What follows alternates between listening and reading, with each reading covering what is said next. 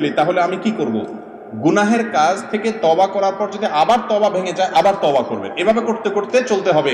আরে ये कुश्ती तो है उम्र भर की, कभी वो दबा ले कभी तू दबा ले। শয়তানের সাথে লড়াই তো মরণ পর্যন্ত হবে।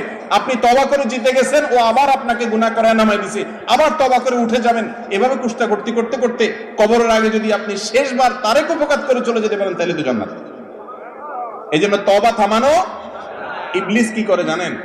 আপনি একটা গুনাহ থেকে তওবা করছেন, আর করব না, মাহফিলে আজকে নিয়ত করে আসছি আর এটা করব না, এরপরে আবার কয়দিন পরে হয়ে গেছে।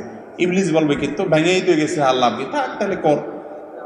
ইবলিস এবার ইজি করে দেয়। ইবলিস বলবেন না, আমার আল্লাহর নাম তায়েব না, আমার আল্লাহর নাম তাওয়াব। তাওয়াব মানে জানেন? বারবার যিনি বান্দার তওবা কবুল করেন। আবার সেটা শুনে এবার অপকর্ম করতেই থাকবেন যে তওবা তো বারবার কবুল করে, আবার করব। এই সুযোগ না। এরকম বেপরোয়া হয়ে করলে সে তওবা আল্লাহ কবুল করবেন না। একজন